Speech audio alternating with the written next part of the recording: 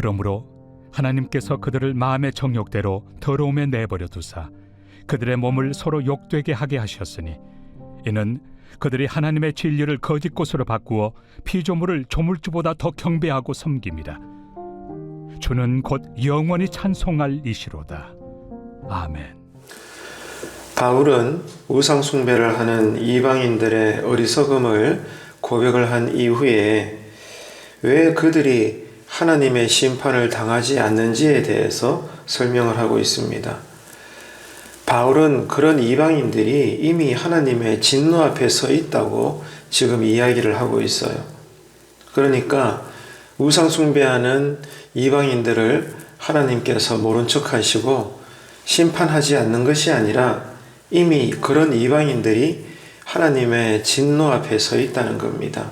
그러면 그 진노가 어떤 것입니까? 하나님께서 이방인들이 스스로 처한 거짓됨과 그 더러움에 내버려 두신 거예요. 이것을 신학적으로 뭐라고 말한다고 했죠? 하나님의 유기라고 했습니다. 하나님의 유기, 버려두시는 거예요. 그래, 너희들 마음대로 해봐라. 어떻게 되는가 보자. 이렇게 저들의 죄악과 더러움에 그냥 내버려 두시는 그 진노 앞에 이방인들이 머물러 있다는 겁니다. 우리 주변에 보면 분명히 어떤 사람은 큰 죄를 지어요. 누가 보더라도 저 사람은 악한 사람입니다. 그런데 오히려 하는 일이 더 잘 되고 누구보다 부유한 삶을 살 수도 있는 그런 경우들을 보게 되죠. 자, 그럴 때 여러분 마음이 어떻습니까? 우리가 신자임에도 불구하고 사람이다 보니 그런 인생을 은근히 부러워할 경우도 있습니다. 하지만 여러분, 부러워하지 마십시오. 왜 그렇습니까? 이미 그 사람은 하나님의 버려두심, 하나님의 유기라고 하는 진노와 심판 앞에 서 있기 때문입니다. 이런 것을 볼 때 죄를 지은 자에게 임하는 하나님의 은혜가 있다는 것을 우리는 알아야 합니다. 죄를 지었음에도 불구하고 놀랍게도 우리가 하나님 앞에 여전히 있다는 거예요. 그러면 그게 어떤 은혜입니까? 지은 죄에 대해서 미루지 않고 하나님이 우리를 꾸짖어 주시고 우리를 징계하심으로 우리가 회개하게 하시는 그 하나님의 은혜가 죄를 짓는 신자들의 삶에서도 여전히 살아있더라 이겁니다. 그래서 잘못된 일을 했을 때 바로 나를 꾸짖어 주시고 또 바로 잡아 주시는 그 하나님의 은혜를 오늘 또 우리가 경험하게 되기를 바랍니다. 물론 당연히 죄를 안 지어야 되죠. 매 맞기 전에 늘 하나님과 동행하고 칭찬과 복만 받는 그 인생이 되어야 되겠지만 우리가 연약하고 무지하고 어리석다 보니 그러면 안 되는 걸 알면서도 또 우리가 신자임에도 불구하고 오늘 또 우리가 죄를 지으며 살 수 있잖아요. 그럴 때 은혜가 뭐라는 거예요? 아버지 되시는 하나님께서 이런 우리를 가만히 놔두지 않고 바로 그냥 또 때리신다는 거예요. 우리를 야단치시고 꾸짖어 주시고 우리에게 매를 드시죠. 그래서 우리가 맞을 때 아프니까 하나님께 바로 또 잘못했다고 용서를 구하고 그러므로 회개하고 다시 믿음의 그 정도를 걸을 수 있다면 그게 다 하나님의 은혜라는 거예요. 이런 하나님의 보살펴 주심, 하나님의 불꽃 같은 눈동자 안에서 오늘 또 저와 여러분이 잘 사는 신앙의 하루가 되시기를 바랍니다.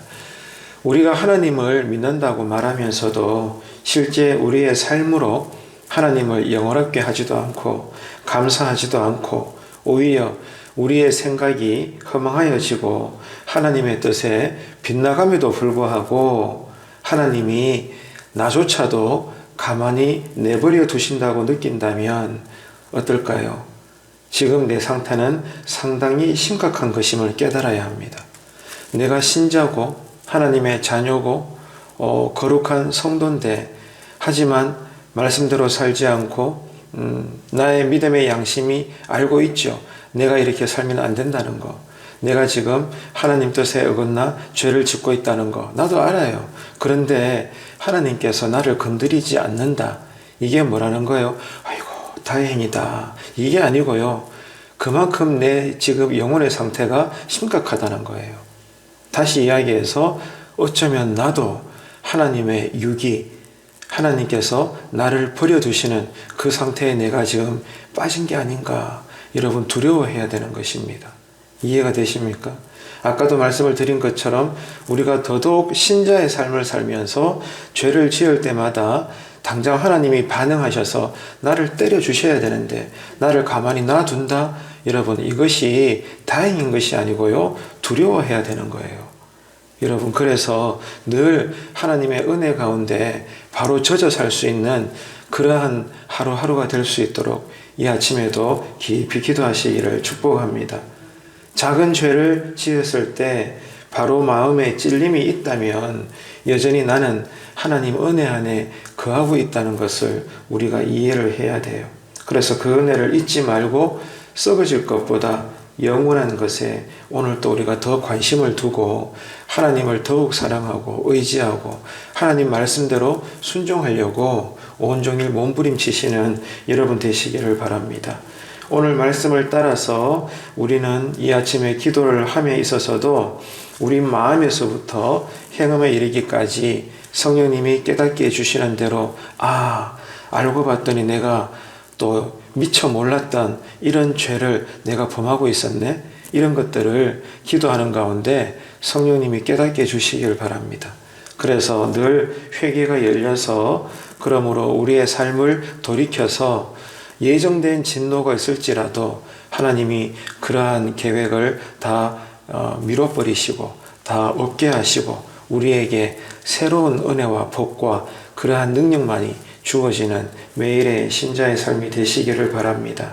그래서 이러한 삶이 가장 나를 행복하게 하고 신자로서의 나의 인생을 안전하게 만든다는 거 여러분 꼭 기억하시고, 오늘 이 아침에 기도할 때도 이런 진리의 과정을 무시하고 여전히 주시옵소서, 주시옵소서, 건강 달라고, 물질 달라고, 또 닫혀진 인생문 열리게 해달라고, 부모로서 자식들 잘되게 해달라고, 여기에만 매몰되어 가지고 비나이다 이러지 마시고 하나님의 뜻을 구하고 나의 죄를 회개하고 하나님 앞에 내가 할 것은 나의 심령과 삶을 깨끗하게 하는 거예요. 그러면 하나님께서는 거룩하시기 때문에 또 전지전능하시기 때문에 내가 나의 심령을 말씀과 기도로 늘 깨끗하게 잘 닦아 놓으면 하나님께서는 내가 구한 것도 미처 구하지 못한 것도 나에게 필요한 것을 언제나 합당한 은혜로 채워주셔서 하나님의 은혜로 잘 사는 신자로서의 신앙인생 되는 줄로 믿으시기를 바랍니다. 그래서 새벽마다 이런 하나님의 뜻을 알고 하나님을 기쁘시게 하는 그런 영의 기도가 활짝 열려서 새벽마다 하나님과 친밀한 교제를 나누게 되시는 신령한 은혜가 있게 되기를 주님의 이름으로 축원합니다.